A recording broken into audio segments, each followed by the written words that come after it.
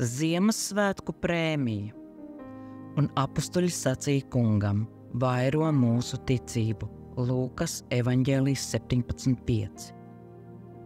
Īsi pirms Ziemassvētkiem piezvanīja mana jaunākā māsa.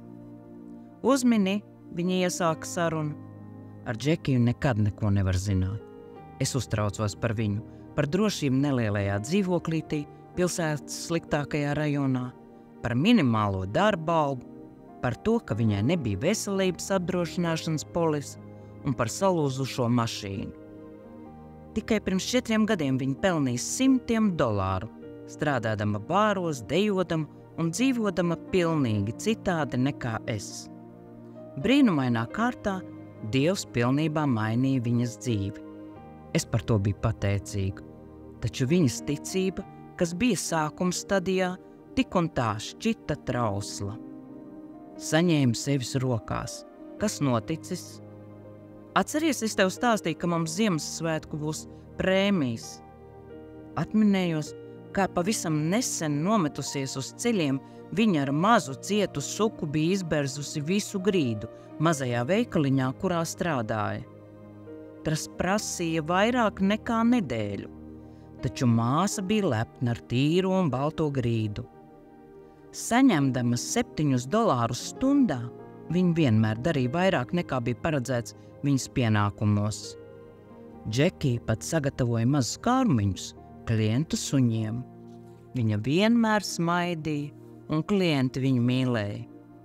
Tagad Ziemassvētkos viņai pat tiešām bija vajadzīga nauda, lai sektu papildus izmaksas par automašīnu un vienkārši samaksātu rēķinus. Zini, es atvēru aploksni ar prēmiju, un tajā bija $300 skaidrā naudā. Oho, es priecājos līdz ar viņu. Varu derēt, ka tu kliedzi, ka tu to ieraudzīji. Jā, un pateicoties Dievam par to, ka viņš vienmēr apmierina manas vajadzības. Viņa turpināja un pastāstīja, ka bija samaksājusi rēķinus un nopirkusi nedaudz pārtikas. Džekija priekā ieķiķinājās, un es smējos viņai līdzi. Nākamajā dienā Džekija piezvanīja atkal. Šoreiz viņas balss trīcēja. Piezvanīja mana vadītāja un bija ļoti uztraukusies. Viņa bija atvērusi savu prēmijas aploksni un tajā ieraudzījusi krietni mazāku naudas summu, nekā bija gaidījusi. Man bija jāsaņem $300, viņa teica. Ak, nē, nodomāju. Mana māsa turpināja. Man sametās nelaba dūša. Mums abām ir vienādi vārdi. Ja nu tā ir kļūda, ja nu man iedeva nepareizo aploksni, un tagad nauda ir iztērēta, bet es tik un tā tūlīt pat zvanīšu veikala īpašniecei. Varbūt mazliet pagaidi, centos viņu atrunāt. Laiks rādīs. Padomā mazliet. Uz aploksnes taču bija rakstīts tavs vārds. Es nevaru. Es par to lūdzos un zinu, kā man ir jārīkojas. Bet varbūt tā nemaz nav kļūda, iebildu. Varbūt tevi atalgoja par papildus darbu. Man negribējās domāt par māsas sarunu ar veikala īpašnieci, kur bija pazīstama kā ļoti prasīga un reizēm pat diezgan kašķīga sieviete. Tu esi pelnījusi šo naudu.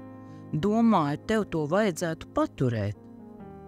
Džekija manī neklausījās. Viņa piezvanīja veikala īpašniecei. Tev taču vajadzēja saprast, ka tik daudz naudas tev nemaz nepienākas, īpašniece lasīja morāli. Mums ir savi noteikumi, un tev līdzīgie zemāka līmeņa darbinieki nesaņem piemaksas. Tās saņem tikai vadītāji. Īpašniece pateica māsai, ka Džekijai nekavējoties ir jādod visa summa.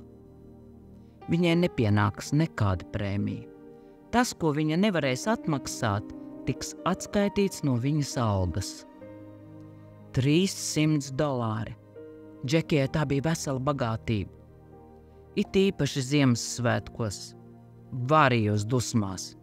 Kā cilvēks, kuram pieder vairāk uzņēmumu, var sodīt citu cilvēku, kurš smagi strādā, par to gandrīz neko nesaņemot? Gribēju piezvanīt īpašniecei, uzrakstīt avīzē, sapulcināt draugus. un braukt uz vairākus 100 kilometru attālo pilsētu, kur dzīvoja mana māsa, lai sarīkotu piketu. Mana māsa tam nepiekrita.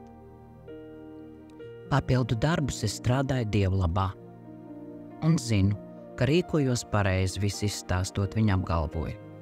Turklāt Dievs vienmēr apmierina manas vajadzības. Drebēdama noliku telefonu klausuli. Vispirms man ienāca prātā nosūtīt viņai $300. Vienmēr esmu gribējusi iesaistīties un palīdzēt viņai. Es to varētu atļauties un izmisīgi gribēju, lai māsai viss būtu kārtībā. Tas nebija godīgi. Viņa vēl ar vienu mācījās uzticēties Dievam, un no šis gadījums. Dziļi sirdī dzirdēju Dievu sakām, tad ļauj viņai man uzticēties, un arī tev ir man jāuzticas. Tas bija grūti, bet naudu tomēr nenosūtīju. Pēc nedēļas atskanēja telefona zvans.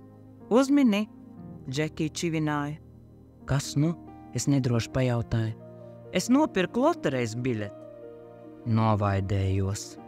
Zināju, ka laiku pa laikam viņai patika izdot kādu $1 par loterejas biļetēm. Uzskatīju, ka naudu nevajadzētu tērēt šādām lietām, tomēr neko neteicu. Šoreiz es kaut ko laimēju, viņa iesaucās. Par to man jāpateicas Dievam. Pirmais, kas man ienāca prātā, bija: Dievs jau nu nekādā gadījumā neizmantotu loterejas biļeti. Tomēr, kad mans prāts bija nomierinājies, Dievs man atgādināja, ka viņš izmanto pilnīgi visu. Ribu, runājošu ēzeli, ēzeļa žokļa kaulu, dubļus uz aklā vīra acīm un 5 mazas zivtiņas. Viņš mīlēja manu māsu un bija ienācis viņas pasaulē. Varbūt tai bija jābūt tieši loterejas biļetei. Es laimēju $300, Džekija iesaucās. Protams, tu laimēji.